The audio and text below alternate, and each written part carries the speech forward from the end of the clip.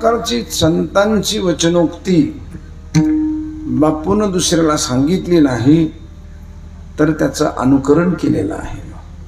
सांगणं फार सोपं आहे, अनुकरण वागणं फार अवघड आहे. ती अतिशय अवघड आहे. सांगायला कोणालाही सांगता येतं, वागणं अवघड आहे. आणि ती गोष्ट केली.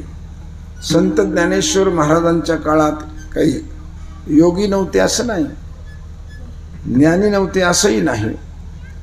ज्ञानोबारायांच्या काळामध्ये अनेक ज्ञानी होते, अनेक योगी होते, अनेक महापुरुष होते. अशा महापुरुषाला ज्ञानेश्वर महाराज नामदेव महाराजाला घेऊन यात्रेला गेले दर्शनाला त्यांच्या. तरी त्या योग्यांची, त्या ज्ञानी पुरुषांची, त्या त्यागी पुरुषांची नावं महाराष्ट्राला, भारताला आणि मानव जातीला फारशी माहीत नाहीत. जे ज्ञानेश्वर महाराज ज्यांच्या पाया पडत होते त्यांचे नाव माहीत नाही, पण सगळी आज मात्र ज्ञानेश्वर माऊलीच्या पाया पडायला लागली. का? याचा एकमेव सिद्धांत आहे, आपलं ज्ञान स्वतःसाठी वापरणं यापेक्षा आपल्या भक्तीचा, ज्ञानाचा, आपल्या त्यागाचा, आपल्या वेळेचा, आपल्या आयुष्याचा, आपल्या बुद्धीचा, आपल्या मानवतेचा हा सिद्धांत समाजासाठी ज्यांनी वापरला आणि तो समकालात ज्ञानेश्वर महाराजांच्या साधून वापरला नाही, तो अतिशय कमी वयामध्ये ज्ञानेश्वर महाराजांना समाजासाठी वापरला. आणि फक्त वापरला नाही तर प्रत्यक्ष अनुभूती देत असताना असं म्हटलं, हे विश्वाची माझे घर, सगळं जग माझं आहे. वयाच्या 13व्या वर्षी सगळ्याला माझं म्हणणारा अजून मुलगा जन्माला यायचा या भारतामध्ये. असं कोणी होणार नाही, आईशे कोणी होणे नाही. वैराग्याच्या गोष्टी ऐकल्या त्या कानी, आता आईशे कोणी होणे नाही. 13व्या वर्षी ज्ञानेश्वरी लिहिण्याचं काम सुरू केलं आणि पावणे 16व्या वर्षी संपलं. पावणे 3 वर्ष, 13व्या वर्षी असा मुलगा म्हणू शकतो, असा साधू म्हणू शकतो, तुम्ही माझे आहात आणि मी तुमचा आहे. हे सगळ्याला बरोबर घेऊन चालणं आणि ते प्रत्यक्ष कृतीत आणणं इतकी सोपी गोष्ट नाहीये. आणि ही गोष्ट बापूनं फार दिवसापासून मनाशी धरून, खुणगाट धरून धरून पुष्कळ दिवसापासून मला ते म्हणायचे. माझा आणि त्यांचा संबंध खूप जवळचा, खूप प्रेमाचा. त्यांच्या मुलानं आळंदीला राहून ज्ञानेश्वरी पाठ केली. पुष्कळ माऊलीच्या मंदिरात आम्ही त्यांचा भव्य आणि दिव्य असा मुलाचा सत्कार केला, ज्ञानेश्वरी पाठ करणाऱ्या मुलांचा. तेव्हापासून मला म्हणायचे, आपला सप्ताह कधी सावता महाराज मंदिरात, कधी एस टी स्टँडला, कधी आमकीकडं, कधी तमकीकडं. सप्त्याला जागा नाही. दरवर्षी सप्त्याचा कार्यक्रम पत्रिकेत पत्ता बदलतो. आता मी असा पत्ता काढणार आहे की मी मेलो तरी पत्ता बदलायचाच नाही. खरंय ना,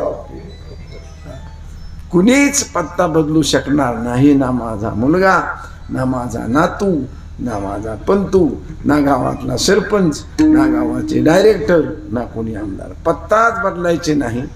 अशा सप्त्याची जागा निवडून काढीन महाराज. आणि मला बऱ्याच वेळाला इकडे येऊन दाखवायचे, माळरान दाखवायचे. हे माळरान सगळी कुसळ उगवलेली, तिथं आज माणसं उगवली, कुसळ उगवलेली. म्हणे बापू अहो हे काहीच नाही माळरान. महाराज तुम्हाला काय करायचं, बघा बघा माऊलीच्या कृपेनं, माऊलीच्या भाऊबाबांच्या कृपेनं कशी हिरवळ निर्माण करतो इथे तुम्ही बघा तर खरी. म्हणजे 10-5 वर्षापासून मला हे नेहमी 10-15 वर्षापासून दाखवायला आणायचे, चला आपण फिरून येऊ, चला आपण फिरून येऊ असं म्हणायचे. आम्ही बी यायचो बघायला. परंतु प्रत्यक्ष मूर्ती स्थापना, प्रत्यक्ष गड, प्रत्यक्ष सप्ताह उभा राहिल्यानंतर मग 15-20 वर्षाचं बापूचं म्हणणं कसं सार्थ केलं त्याची ही पावती आहे समाजामध्ये. आणि सगळ्या समाजाला, अख्ख्या तालुक्याला आपली घरं सोडून मैलभर या गडाकडं सुरक्षित आणि अत्यंत पवित्र जागेवर, अत्यंत स्वच्छ हवामानाच्या अंदाजामध्ये आणि अशा ठिकाणी यावं लागलं. इथे हवा शुद्ध नाही तर इथला विचारही शुद्ध आहे, इथला आचारही शुद्ध आहे. आणि इथलं जेवण सुद्धा काय आहे, शुद्ध आहे. जरी आपल्याला कीर्तनाला लवकर येता नाही आलं तरी कमीत कमी प्रसादाचं अन्न तरी खायला माणसानं यावा. अरे एकदा प्रसाद खाल, दोनदा खाल, तीनदा खाल, 2-4 वेळा खाल्ल्यावर ते प्रसादाचं अन्नाचं रक्त असं म्हणणारे शेवटी जाण्यापेक्षा आपण पहिल्यांदा जाऊ. हे रक्त तुम्हाला सांगेल, हे अन्न तुम्हाला सांगून पोटातलं हे सांगतच असतं, लक्षात ठेवा. म्हणून आपण कमीत कमी नाही वेळ मिळाला तर प्रसादाला तरी येत जावा. चांगल्या घरचं अन्न, चांगल्या घरचा प्रसाद खात जावा. तेव्हा अशा प्रकारचा हा भाग. आणि म्हणून या ठिकाणी हे असा सुंदर नामयज्ञ, ज्ञानयज्ञ, दानयज्ञ असा सुंदर यज्ञ या ठिकाणी अखंडच चालू झालेला आहे. ज्ञानोबराच्या प्रसादानं, तुकोबराच्या प्रसादानं, पांडुरंगाच्या आशीर्वादानं हे काम आपण सुरू करून दिलेलं आहे. बरोबर आहे. एखादी मुलगी एखाद्या वराबरोबर लग्न लावते, त्याच्या नावानं मंगळसूत्र आणि कुंकू घालते, कुंकू लावते, मंगळसूत्र, पायात जोडवे, बांगड्या घालते. नंतर तिच्या अंगावरलं पातळ फाटलं तर तिला कुणी नावं ठेवीत नाही, सगळे त्याला नावं ठेवतात. तसं ज्यांच्या नावानं कुंकू लावलं ते लई उंच टेकडावर आहे, कमी जास्त काही फाटाफाटी झाली तर नावं त्यांना ठेवतील, बापाला नाही ठेवणार. कोणाला नावं ठेवतील? कुंकू कोणाच्या नावाला लावलंय? त्यांच्या नावाला लावलंय, ती जबाबदारी ते बघतील. आणि म्हणून आपण आपलं फक्त कर्तव्य करायचं. आणि या कर्तव्याला बापून अतिशय निष्ठावंत माणसं या ठिकाणी तयार केलेली, श्रद्धावंत आहेत, निष्ठावंत आहेत, कार्यरत आहेत. ह्या सगळ्या गोष्टी फार निष्पाप, निष्कलंक केलेल्या असल्यामुळे हे सारखं चालू राहणार, याच्यात बदल नाही होणार. तेव्हा अशा प्रकारचा भाग या निमित्तानं ही आजची ही रात्री मागणीची सेवा आहे. आणि त्याने मला या सेवेला बोलवलंय. मागणं हा दोष अजिबात नाही, आलं लक्षात. मागणं दोष नाही. मागण्याचा विषय तुमच्या स्वतःच्या अथवा इतरांच्या कल्याणाचा असला तर मागणं गुण ठरतो. मागणंच गुण ठरतो. तुमचं तरी कल्याण पाहिजे अथवा दुसऱ्याचं तरी, समोरच्याचं कल्याण पाहिजे. आपलंही कल्याण नाही आणि दुसऱ्याचे कल्याण नाही अशी कितीही चांगली गोष्ट जरी असली तरी ती गोष्ट गुण धारण करीत नाही, अवगुण धारण करते, अवगुण धारण करते. आणि म्हणून मागणं हा दोष नाही. सतत आपण बोललं पाहिजे, सतत आपलं म्हणणं सांगितलं पाहिजे. आणि तुम्हाला सांगू, शास्त्रात एक सिद्धांत आहे, तुम्ही कोणत्याही गोष्टीचा संकल्प केल्याशिवाय ते काम करू नका. सत्यनारायण करायचं ठरलं तरी गुरुजी काय करतात, हातावर तांदूळ आणि पाणी देतात आणि संकल्प बोलतात. बरोबर का नाही? यज्ञ करायचा ठरला, संकल्प आहे. पूजा करायची संकल्प आहे. वास्तुशांती संकल्प आहे. नवचंडी संकल्प आहे. काही जरी करायचं ठरलं तरी तुम्हाला तुमचं म्हणणं सांगावं लागतं आणि मगच ते चालतं काम. जर तुम्ही तुमचं म्हणणं सांगितलं नाही तर पुढच्या देवतेला कशासाठी मला बोलवलं हे कळत नाही. मला का बोलवलं तुम्ही हे कळत नाही. म्हणून त्यांना येण्याच्या अगोदर त्याला बोलवीत असतानाच आम्ही आमक्या कामाला तुला बोलवलेलं आहे यासाठी संकल्प असावा लागतो आणि संकल्पाशिवाय चालत नाही. तसं जीवनामध्ये जे तुम्हाला करायचं आहे त्याचं म्हणणं तुम्ही आराध्य देवतेला सांगावा. आपल्या इष्ट देवतेला मी याच्यासाठी आलो, मला अमुक पाहिजे हे सांगा तुम्ही, हे मागा त्याला, हे सांगा.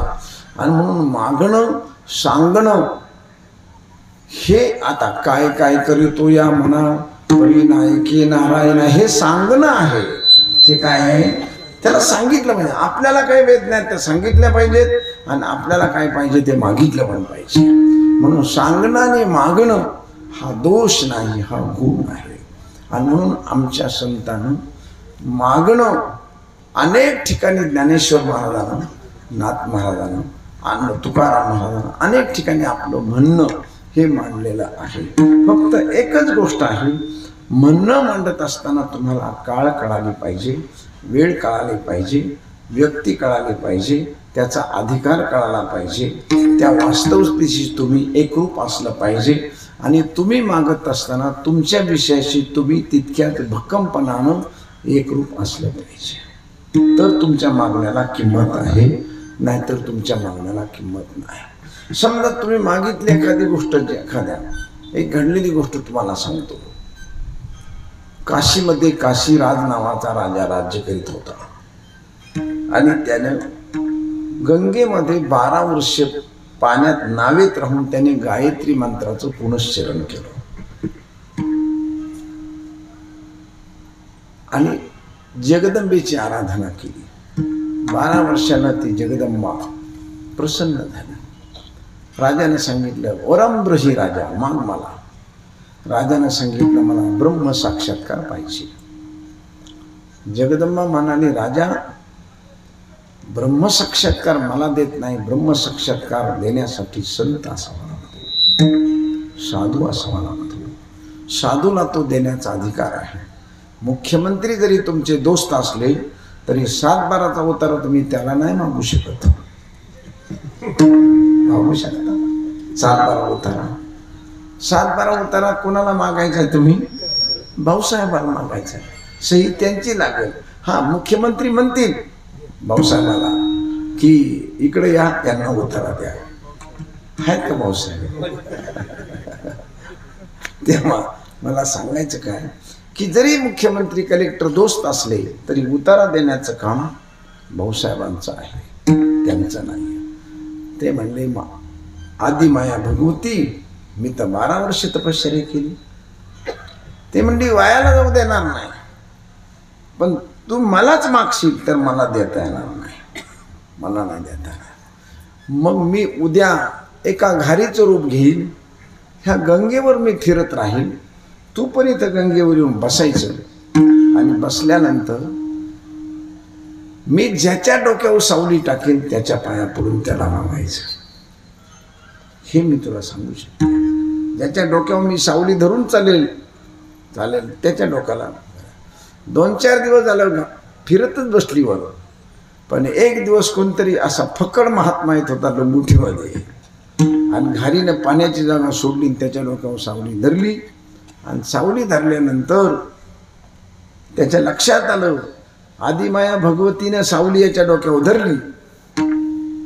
त्याने आंघोळ करू दिली आणि पाण्याच्या वर तो महात्मा निघल्याबरोबर साष्टांग दंडवत घातला. त्या साध्या वेशातला, तो कशाला राजाच्या वेशात येतो, साध्या वेशामध्ये भिकाऱ्याच्या वेशात यायचा. साष्टांग नमस्कार घातला, म्हणला, महाराज माझ्यावर कृपा करा, मला ब्रह्म साक्षात्कार द्या. त्याने असं बघितलं, अरे म्हणले, वेडा आहेस का तू? त्या ब्रह्म साक्षात्काराच्या गावाला सुद्धा मी गेलेलो नाही, तू वेडा आहेस का? ही गोष्ट कोणाला देण्यासारखी खाऊ? काही केल्या तो मनुष्य पायाला शिव देना. शेवटी महाराजानं त्या भगवतीकडे बघितलं. राजानं, भगवती हे तर आपल्या पायाला सुद्धा शिव द्यायला, तुम्ही यांच्या डोक्यावर. स्वतः भगवती अष्टभुजा देवीच्या रूपात येऊन त्या महापुरुषाच्या पुढे उभे राहिली. सगळं घडलेला वृत्तांत सांगितला आणि महाराजाला सांगितलं, यांना ब्रह्मसाक्षात. जेव्हा स्वतः भगवती उभा राहून सांगू लागली तेव्हा महापुरुषाने त्यांना ब्रह्म हात ठेविला मस्तकी, प्रसाद देऊनी केले सुखी. का? मी गोष्ट कशासाठी सांगितली?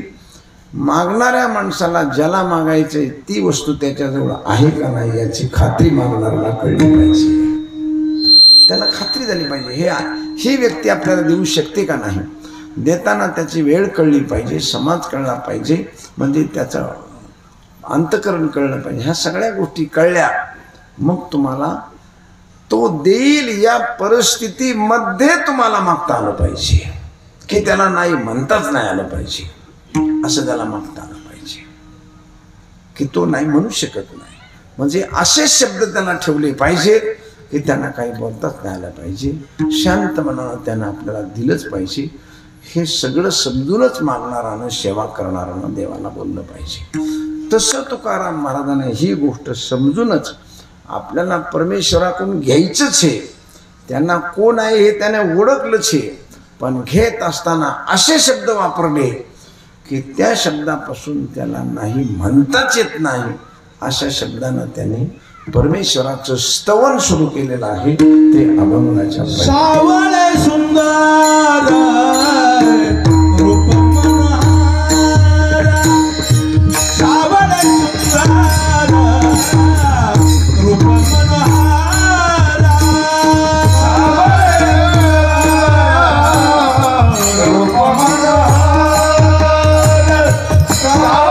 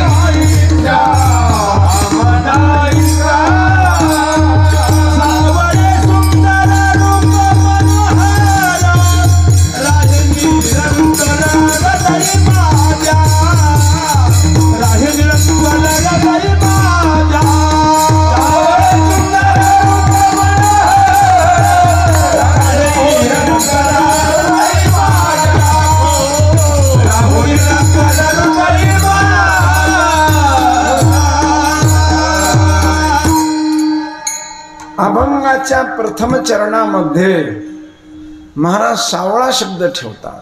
सावळे सुंदर रूप मनोहर, राहू निरंतर हृदय माझ्या. सावळ सुंदर आणि मनोहर रूप, सावळ रूप, सुंदर रूप आणि मनोहर रूप, या प्रथम चरणातलं रूप हा ध्रुव शब्द आहे. जसा तिवडा असतो ना, तिवडा खड्यातला, सगळी बैल त्याच्या भोवती फिरते, तिवडा जागेवर असतो. तसं सावळ रूप, सुंदर रूप, मनोहर रूप, राहो निरंतर हृदय माझ्या, असा सरळ याचा अर्थ. सावळ म्हणजे काय? आपल्याला सावळा रंग माहिती आहे सगळ्यांना. एखादा मुलीचा बाप मुलगा बघायला गेला, पूर्वी महिला जात नव्हत्या, 10-5 बावखीतली माणसं जायचे. आता बावखीच राहिली नाही.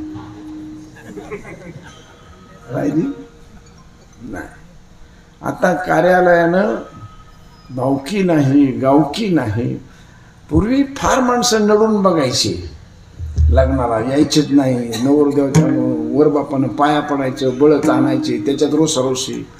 आता वरबाप इतका खुशी झालाय, महाराज तू ये, नाही तर मसनात जात, तुला ये आला काय, तू गेला काय. फार काही गोष्टी या युगानं चांगल्या केल्यात महाराज, फार चांगल्या केल्या. बरेचसे भांडणाची मूड याने बाजूला काढून टाकली फार.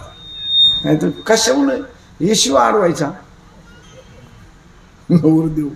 म्हणजे अशा गोष्टी. मुलीचा बाप बघायला गेला, बघून नवरदेव आला, आल्यानंतर घरातले महिला मंडळ सारखं वाटच बघत असतं. बाईने हळूच विचारलं, मुलगा कसा आहे? छान आहे मुलगा, घरदार सगळे पद्धतशीर. पण आपल्या बेबीपेक्षा तो जरासा शिकायला काय अडचण राहिली का? सावळा आहे, आपल्या मुलीपेक्षा तो सावळा आहे. सावळा म्हणजे साधारण काळ्या रंगाचा, निळा काळा रंगाचा. हा सावळा शब्द या ठिकाणी आलाय, तो रंग म्हणून आलाय का? नाही, तो रंग म्हणून आलेला नाही, तो गुण म्हणून आलेला आहे. तो कसा आलाय? गुण.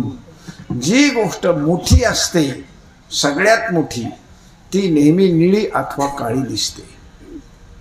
हा सिद्धांत आहे. जी गोष्ट एकदम मोठी, ज्या गोष्टीला मोजताच येत नाही अशी मोठी गोष्ट आहे, ती गोष्टी सतत निळी तरी दिसते नाही तर काळी तरी दिसते.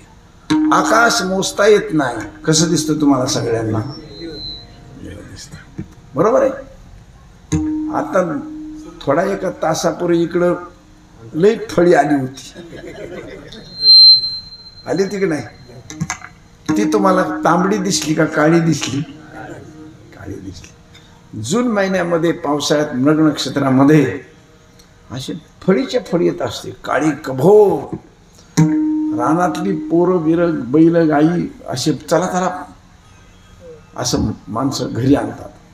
ईशान्य कोपऱ्यामधून जर जोरात अशी फळी आली तर रानातली माणसं घरी येईपर्यंत पाऊस येतो. हा सिद्धांत आहे निसर्गाचा, हा भाडळीचा नियम आहे. आला लक्षात? नियम आहे, लगेच येतो पाऊस. हा पाऊस काळ्या फळीतला पाऊस अंगावर पडलं, सगळे कपडे काळे झाले बुवा, असं घडलं. ढग तर काळे कभिन्न तुम्हाला तव्याच्या पाठीसारखे दिसले, पण त्याच्यातून पाऊस जर खाली आला तर तो काळा रंग असतो का? नाही. मग हा काळा दिसला कसं काय? त्याच्यात तर फक्त पाणीच आहे. मग ते काळं दिसलं कोणत्या मुद्द्यावर? ते इतकं पाणी आहे ते कुणालाही मोजता येत नाही म्हणून ते काळं दिसलं. व्यापक मोठं पण त्याचं मोठेपण ते मोजता येत नाही, ना लिटरनं ना फुटणं ना कशानंच नाही. जे मोठं आहे, जे व्यापक आहे, जे दृष्टीला अगोचर आहे, जे मापात बसत नाही, अशी जी गोष्ट आहे ती गोष्ट नेहमी काळी असते अथवा निळी असते. तलाव भरला आणि उभा राहून जर भिंतीतून बघितलं तर ते पाणी निळं काळं, काही काळंभोर पाणी हो, सहज माणूस म्हणतो. विहीर 4-5 पाण्या परसने भरली तर ती निळं काळंभोर पाणी दिसतं. जी गोष्ट मोठी आहे ती काळी दिसते. पंढरपूरच्या पांडुरंगाला जर बघितलं तर तो कसा दिसतो? काळा दिसतो. वास्तविकता तो काळा नाही. मग काळेपण हे आलं कशानं? मोठेपण तर त्याच्या गुणानं आलेलं आहे. मोठा माणूस कशावर समजला जातो किंवा मोठेपणाच्या व्याख्या काय आहेत त्या खूप व्याख्या आहेत. 1-2 मी तुम्हाला सांगतो. ऐश्वर्यस्य समग्रस्य धर्मस्य यस्य श्रियः ज्ञान वैराग्योश्चैव शन्नाम भगैति रणः. अगदी हे संस्कृत आहे, हे नका ध्यानात ठेवू, त्याची काही तुम्हाला गरजही नाही आणि काय नाही गरज. एखाद दुसरं कोणी कीर्तनकार असलं तर ते म्हणते बाबाला काही येतं का नाही, आम्हाला सारख्याच गोष्टी सांगत बसला. थोडंसं द्यायचं त्यांच्यासाठी. लक्षात. साध्या भाषेत सांगायचं आपल्याला, सगळी दुनिया लक्ष्मीच्या मागे आहे. मग तो कुणी मोठा माणूस असू द्या, देशाचा राष्ट्राध्यक्ष असू द्या, नाही टाटा बिर्ला असू द्या, कुणी असू द्या, त्याने लक्ष्मीची पूजाच करतो माणूस. तो आपण लक्ष्मी पूजनला पूजा करतो. सकाळी गल्ल्या वाटलं की पहिला तिला नमस्कार करतो, तिला उदबत्ती ओवाळतो, अगरबत्ती ओवाळतो. अब्जावधी रुपये, बँकेचे करोडो रुपये बँकेत ठेवलेले असतात, पण कॅशियर गेला की पहिला चावी लावताना त्या तिजोरीला पहिला नमस्कार करतो, मगच तिला तिजोरीला चावी लावतो. त्याशिवाय चावी लावित नाही. पहिला जाणार, नमस्कार करणार तिला आणि मगच चावी लावणार. का हा माझा स्वतःचा आणि मी दुसऱ्याचं बघितलेलं आहे तर ते मला पण बघायला मिळणार. उदबत्ती लावणार, गुरुवारी उदबत्ती लावणार, लक्ष्मीपूजनला खास लक्ष्मीपूजन केलं जाणार. कुणी करोडो रुपये ठेवलेले असले तरी त्याची पूजा केली जाते. का? सगळेजण लक्ष्मीचे दास आहोत, लक्ष्मीचे आपण माग आहोत. पण परमेश्वर परमात्मा इतका मोठा आहे, अख्खी दुनिया लक्ष्मीच्या मागं आहे. देव इतका मोठा आहे की अख्खी लक्ष्मी त्याच्या एकट्याच्या मागं आहे. हे त्याचं मोठेपण. आता मोठेपण कळायला काय अडचण राहिली का? म्हणजे लक्ष्मीनं माणूस मोठा मानला जातो. 10 ट्रॅक्टर, 100 JCB, अमुक कारखाने, करोडो रुपये आणि करोडो माणसं कामाला आहे त्यांच्याकडे. मोठा माणूस आहे. कशानं? पैशानं. परंतु लक्ष्मीच्या शेवटी पाया पडतो, पण लक्ष्मी याच्या पाया पडते. लक्ष्मी ऐशी जयाची दासी. तो लक्ष्मी त्याची दास आहे. पाय धुवावयाच्या दैवा पात्र झाली. फक्त पाय मी तुझे धुते, बाकी काही मला सेवा देऊ नको. इतकी लक्ष्मी स्थिरावली मुकुंदी जैसी. म्हणजे देवाजवळ इतकी स्थिर झाली, इतका परमेश्वर परमात्मा मोठा आहे. बरोबर. हे मोठेपण एक आहे. दुसरं मोठेपण, हे मोठा माणूस आमच्या गावातला का पाटील आहे, सरपंच आहे, हा मुलगा मोठा आहे, कलेक्टर आहे, सत्ता आहे, इन्स्पेक्टर आहेत, कमिशनर आहेत, मंत्री आहेत, सत्तेनं मोठेपण मानलं जातं. बरोबर आहे. हे राष्ट्राध्यक्ष आहेत, सत्तेनं मोठेपण मानलं. परमेश्वर परमात्मा इतका मोठा सत्ताधीश आहे. चाले हे शरीर कोणाची चाले हे शरीर कोणाची आसक्ते चाले हे शरीर कोणाची आसक्ते चाले हे शरीर कोणाची आसक्ते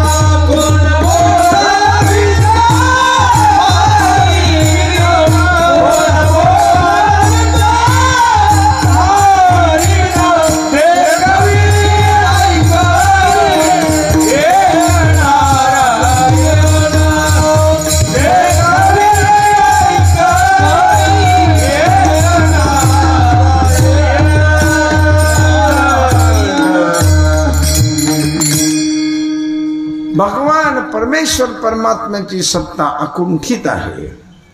आपण मुलाला जन्म देऊ शकतो, पण मुलगा आपला ऐकणच याची गॅरंटी नाही कोणत्याच बापाला देता येत. पण परमेश्वर परमात्म्याने सगळं विश्व निर्माण केलंय आणि सगळे जनतेने त्याच्याच ताब्यात ठेवले. जर एखादा इकडे तिकडे गेला तर एका मिनिटात त्याला काढून घेतो. ही त्याची काय आहे? अकुंठित सत्ता आहे. म्हणजे तो सत्तेनं फार मोठा आहे. माणसं हुशारीनं मोठे मानले जातात. अतिशय हुशार माणूस हा, हुशारीत माणूस मोठा मानला जातो. देवा इतका हुशार कुणीच नाही. चतुरा तू शिरोमणी गुण लावण्याची ख्याती मुकुट सकल मानी म्हणते तो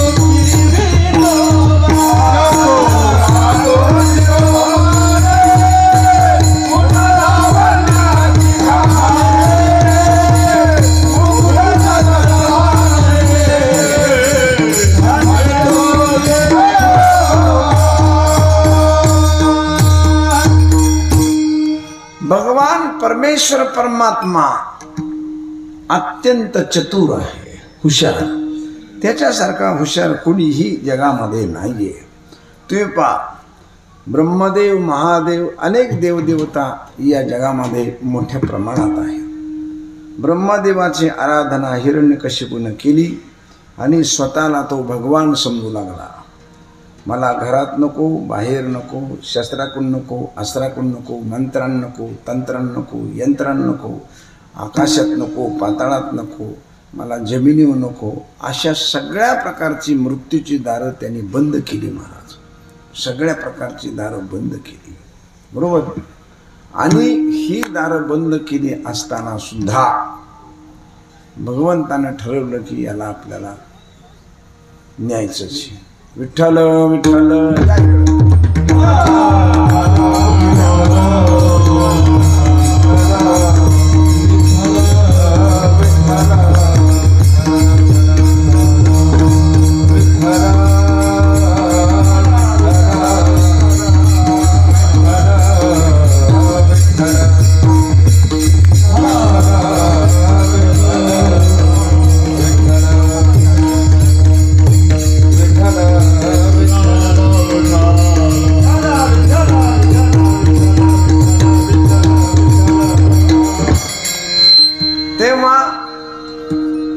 मी परमेश्वराचं मोठेपण सांगत होतो की परमेश्वर परमात्मा सावळा म्हणजे मोठा कसा आहे, यासाठी हुशारीचं लक्षण त्याचं सांगत होतो की भगवान परमेश्वर परमात्मा इतका हुशार कोणी नाही, अतिशय हुशार आहे. 1,00,000-1,00,000 माणसं तुम्ही एकत्र आणा आणि एका माणसासारखा दुसऱ्याचा चेहरा नाही, 1,00,00,000 माणसात नाही. स्त्री आणा, पुरुष आणा, लहान बाळांना, कुणी आणा, प्रत्येक माणसाचं व्यक्तिमत्व, प्रत्येकाच्या चेहऱ्याची ठेवण, कांतीची ठेवण, केसाची ठेवण, नाकाची शरीराची, कुठेतरी त्याची भिन्नता आहे. या जगामध्ये कोट्यावधी माणसं जन्माला घातली, पण प्रत्येक माणूस हा भिन्न प्रकृतीचा, भिन्न स्वभावाचा आणि भिन्न त्वचेचा आहे. मग अब्जावधी माणसाला तो एका टायमाला जर जन्माला घालत असताना इतक्या हुशारीने जन्माला घालीत असेल तर तो हुशार किती महाराज. अजून सृष्टी निर्माण झाल्यापासून एकासारखा दुसरा माणूस नाही, तो किती हुशार आहे. म्हणून त्याच्या हुशारीची कोणी बरोबरी करू शकत नाही, त्याच्या सत्तेची कोणी बरोबरी करू शकत नाही, त्याच्या ऐश्वर्याची कोणी बरोबरी करू शकत नाही. यशश्री औदार्य ज्ञान वैराग्य ऐश्वर्य हे साही गुणवर्य वचती जेथ, म्हणून तो भगवंतू जो निसंगाचा संगा तू. निसंग माणसाचा तो संगतीचा जोडीदार आहे. जी माणसं निसंग आहेत, कसल्याचीच अपेक्षा करीत नाहीत आणि कसलीच गोष्ट ती आपल्या मोह ममता मायेच्या जवळ घेत नाहीत, अशी निसंग माणसं आहेत, त्याच्या तो हमेशा बरोबर राहतो आणि सगळ्या ऐश्वर्यानिशी बरोबर राहतो. तसा नाही राहत, सगळ्या ऐश्वर्यानिशी. म्हणून लक्ष्मीनं तो श्रीमंत आहे, हुशारीनं तो मोठा आहे, सत्तेनं मोठा आहे, तसा औदार्यानं सुद्धा मोठा आहे. मी तुमच्या मुलाच्या लग्नात आलो तर तुम्हीच माझ्या मुलीच्या लग्नात येणार, मी जर आलो नाही तर तुम्ही येणार नाही. ही आपली व्यवहारातली पद्धती आहे. परमेश्वर परमात्मा उदाराच्या बाबतीत किती उदार आहे महाराज. मला सांगा, बापूनं मंदिर बांधलं, जेवणं खावणं, भक्तिपूजा सगळी सुरू केली. बापू जरी म्हणले ना तू मदत करू नको, जा, कुणाला? त्याला. तरी तर म्हण बापू मला काही बोल, पण मला तुला मदत करावीच लागणार आहे, करावीच लागणार आहे. त्यांनी झिटकारून तरी लावलं ना, झिटकारून लावलं तरी परमेश्वराला मदत करावीच लागेल. का? सेवक जर हे करतो, नाही बोलवलं. महाराज पहाते पांडव अखंड वनवासी, असे वनवासी पांडव. ज्ञानेश्वर महाराज म्हणले 16,000 त्याच्याकडे स्त्रिया आणि 8 नायिका आहेत, रुक्मिणी आहे, सत्यभामा आहे. ह्या सगळ्या महान महान तपस्विनी स्त्रिया त्याच्या घरी आहेत महाराज.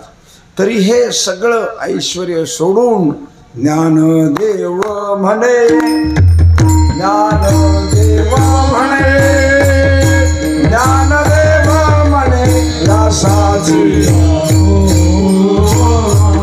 ज्ञानदेव म्हणे, ज्ञानदेव म्हणे, ज्ञानदेव म्हणे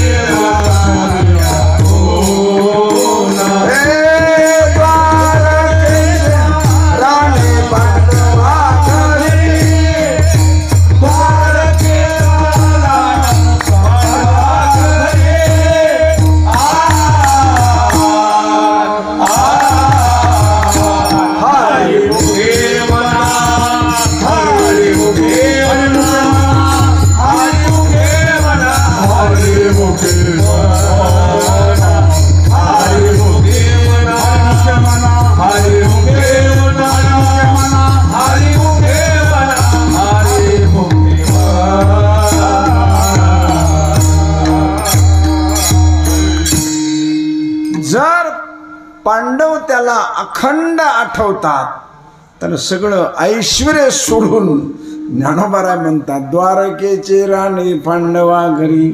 मग यांचं घर वनात गेलं तरी तिथं, यांचं घर जंगलात गेलं तरी तिथं, हे विराट राजाच्या पदरी गुप्त वेशात राहिले तरी देव मात्र तिथं, आणि राज ऐश्वर्यामध्ये राहिले तरी तिथं, यांची भावाभावात भांडणं झाली तरी देव मात्र. आपल्या भावाभावाच्या भांडणात आपल्या घरातल्या महिला येत नाहीत. आणि तिथं यांच्या भावाच्या महिला कोण आलंय? परमेश्वर. त्याच्या दोन भावाच्या मध्ये उभा राहिला. पायीक पाठीशी घातला आपण पुढारा राहिला. अर्जुनाचे रथी होय हा सारथी. हा पुढे राहिला भावाच्या भांडणात.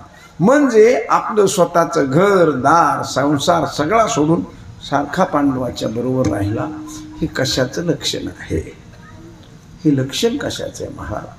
परमेश्वर परमात्मा अत्यंत उदार आहे. तुझ ऐसा कोणा उदाराची रासे, तुझ ऐसा कोणा उदाराची रासे, आपुलेची देशे पदरासा, आपुलेची देशे पदरासा.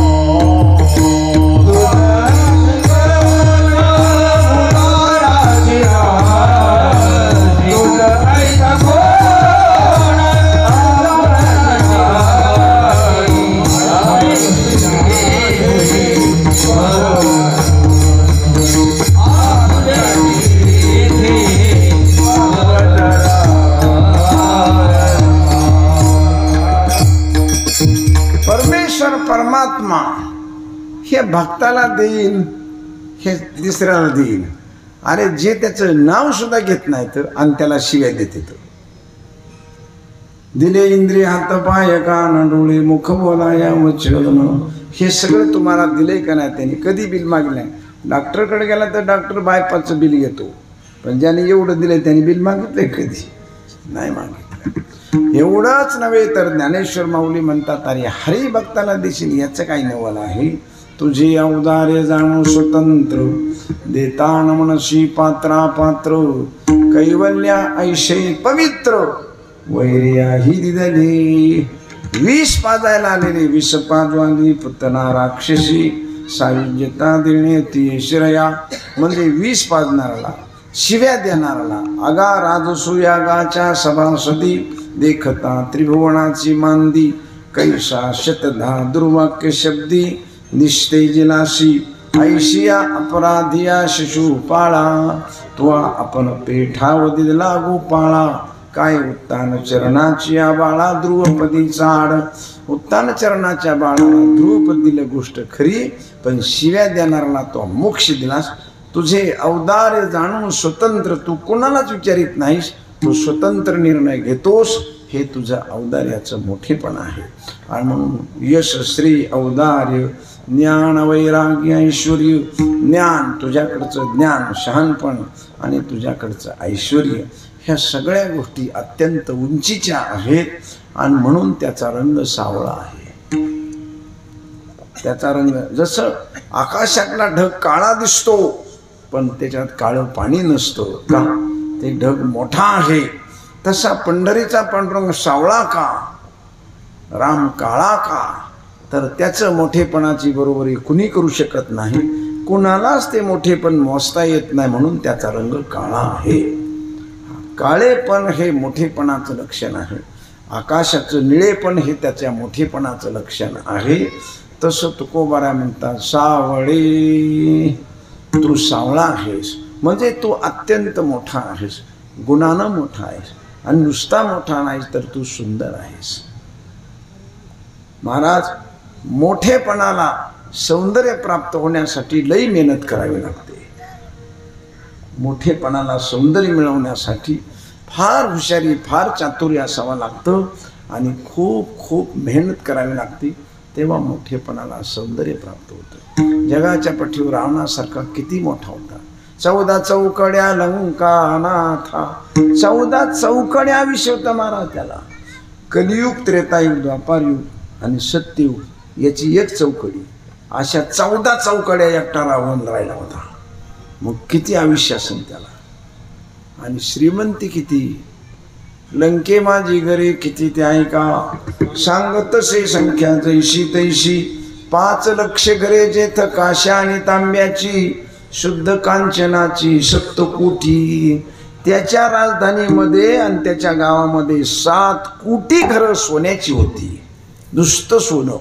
सप्तकांचनाचे सप्तकोटी म्हणलो मी विठ्ठल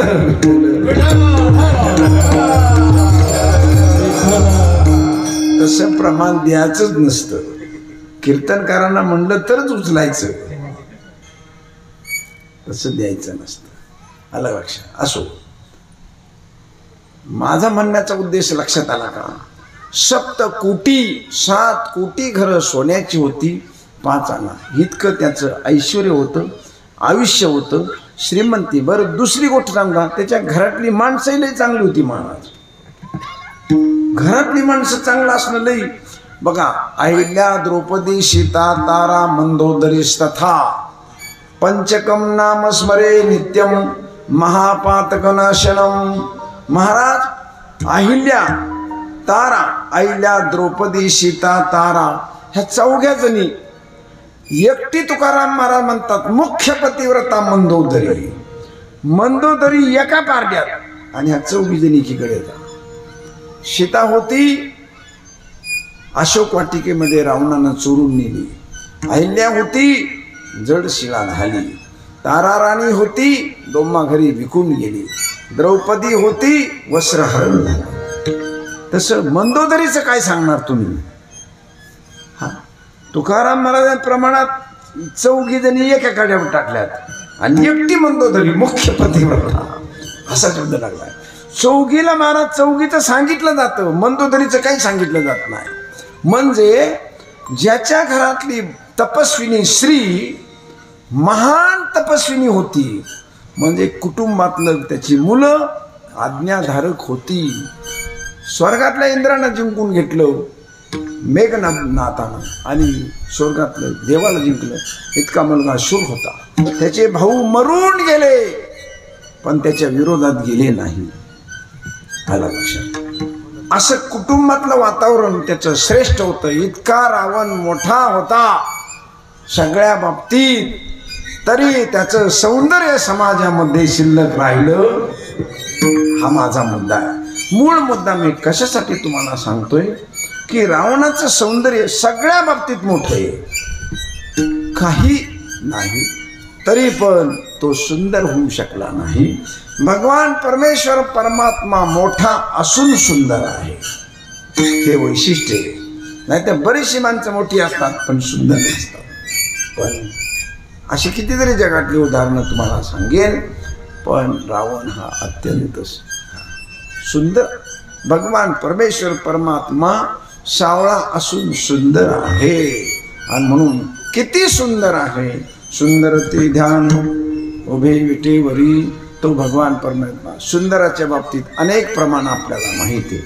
तुझे निघळी कोटी चंद्र प्रकाशे, कमल नयन हासे, वदन हसे. अनेक सुंदरतेच्या बाबतीत त्याची प्रमाण आपल्याला बोलता येतील, सांगता येतील. तेव्हा असा भगवान सुंदर 2 प्रकाराने माणूस असावा लागतो.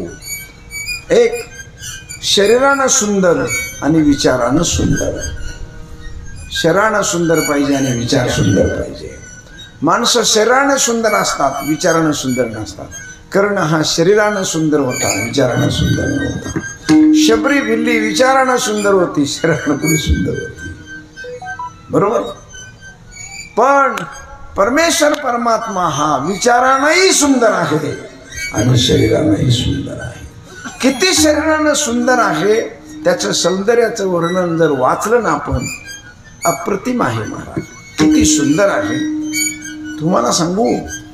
स्त्रीला पाहून पुरुष बोलतो, पुरुषाला पाहून स्त्री बोलते. बरोबर आहे? पण परमेश्वर गोकुळामध्ये इतकं सौंदर्य त्याचं होतं. तो जर असा रस्त्यात जर आला ना, तर झाडावरली जी पाखरं आहेत ना, ती पाखरच चिवचिव करायची थांबायची. पाखरच चिवचिव करायला थांबायची. गायी जर चालल्या ना, गायी तर वासराला प्यायचं गाय विसरून जायची आणि याच्याकडे बघत बसायची. वाघ जंगलात तो जर गेला गायी गुरु चारायला, तर वाघ आणि गायी शेजारी उभ्या राहायच्या. गायी व्याघ्रे एके ठाई झाली, वैरभाव समोळ विसरली. याचं इतकं सौंदर्य. वाघ काय याचं ज्ञान मोजित नव्हता, गाय काय याचा आब मोजित नव्हती, याचं फक्त शरीराला पाहत होती. म्हणजे वाघ गाय आपसातलं वैर विसरून चिटकून एकमेकाला उभा राहत होते. मग हा दिसायला सुंदर किती असेल महाराज, तुम्ही कल्पना करा. काय सौंदर्य असेल याच्याकडं की पाखरा चिवचिवाट थांबावा. यापेक्षा पुढे जाऊन जाऊ. ज्या वेळा ह्या यमुना माईच्या डोहात हा गेला आणि त्या नागानं नाग कुटुंबानं ज्यावेळा याला बघितलं, नाग कुटुंबानं पाहिलं आणि पाहिल्यानंतर तो नाग झोपलेला होता कालिया. त्याच्या पुरी बिरी सगळ्या जाग्या होत्या, बायको जागी होती. त्या पुरीनं पोरानं त्याच्या आईला जाऊन सांगितलं. म्हणली बाई, अगं आई म्हणली, हा काय सुंदर मुलगा आला इथं, केवढा सुंदर मुलगा या ठिकाणी आलाय आणि त्याची आई कशी सोडून गेली, बाप याचा कोण, कशी सोडून गेली याला. म्हणून त्याने आईला बोलून आणलं आणि ती आई त्या पोरी आणि ते पोरं त्याचे नाग ह्या सगळे याच्या भोवती आल्या आणि म्हणू लागल्या, बाळा हा तू सुंदर किती आहेस, तुझ्या आईनं या डोहात तू आला पडला का कसं काय झाला, तुला कळलं कसं नाही. हा डोहो माझा बाप कालिया अतिशय खतरनाक आहे, फार खराब आहे, तुला चावल, तुला मारील, त्यापेक्षा तू इथून निघून जा, आम्ही तुला बाहेर सोडतो.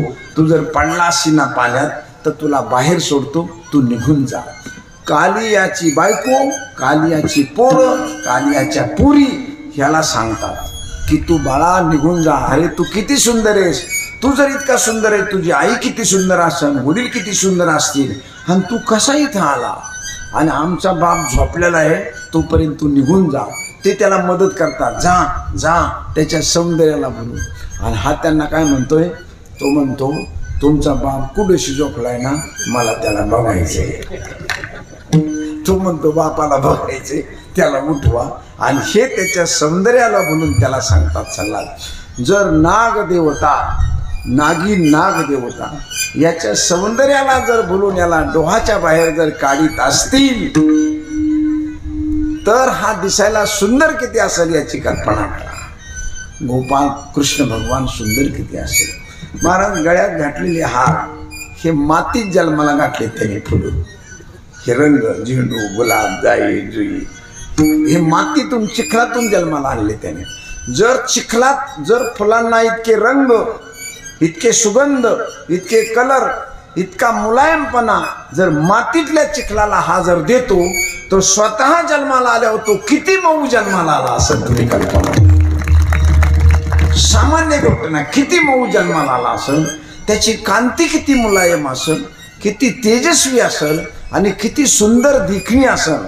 आणि त्याच्यात त्याची आई त्याची जुटी बांधायची, परत त्याला माळा गाळ्यात घालायची, वाक्या बिगल्या घालायची, हिरे माणिक पाचू त्याच्या अंगावर चढवायची, निळ्या रंगाचा पितांबर, पिवळ्या रंगाचा पितांबर नेसून निळ्या रंगाची ओढणी त्याच्या अंगावर टाकायची. कसला सुंदर दिसत असेल तो, त्याची कल्पना सुद्धा करू शकत नाही. 10 100 वर्ष ज्यांनी तप केले त्यांनी एकदा जरी बघितलं तर ती माणसं भुलून गेली. महाराज जागेवर भुलून गेली.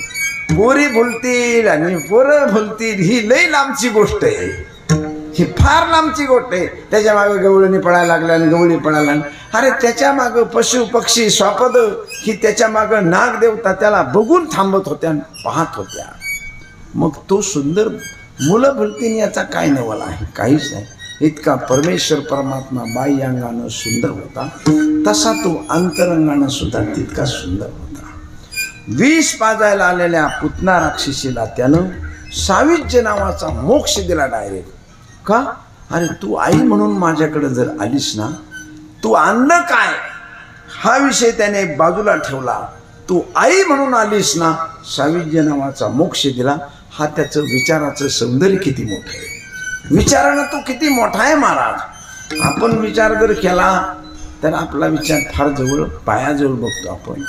त्याने विष पाजायला आलेल्या बाईला सुद्धा साविज्य मोक्ष दिला. मग तो विचारानं किती सुंदर आहे, किती सुंदर आहे. म्हणून परमेश्वर परमात्म्याचं सौंदर्य हे विचाराचं सौंदर्य आहे आणि शरीराचं सौंदर्य. दोन्ही बाजूनं देवाच्या सौंदर्याची बरोबरी कुणी करू शकत नाही. ज्याच्या पोटी मदन पोटा आले बापुडे एरते कुणीकडे इंद्रचंद्र. जर मदन त्याच्या पोटी जन्माला येतो तर इंद्रन चंद्रन सृष्टींचं सौंदर्य काय कुणीकडे येऊन वाटला. इतका परमेश्वर परमात्मा अतिशय सुंदर आहे. आणि म्हणून तुकाराम महाराज म्हणतात, प्रभू सावळे सुंदर, तू सावळा आहेस आणि तू सुंदर विचारानं आहेस, शरीरानं आहेस. आणि नुसता सुंदर रूप तुझं नाही तर ते मनोहर आहे, मोहित करणार आहे, मनाला मोह टाकणार आहे, मनाला मोहून घेणार आहे, मनाचं मन पण ठेवणार नाही, मनाला परमेश्वर स्वरूप करणारं तुझं मनोहर रूप आहे. जर मनानं तुझं चिंतन केलं, गोविंद गोविंद मना लागल्या छंद, मग गोविंद ते काया भेद नाही देवा तया. इतकं तुझं रूप मनोहर आहे, मनाला राम रूप करणार आहे, गोविंद स्वरूप करणार आहे.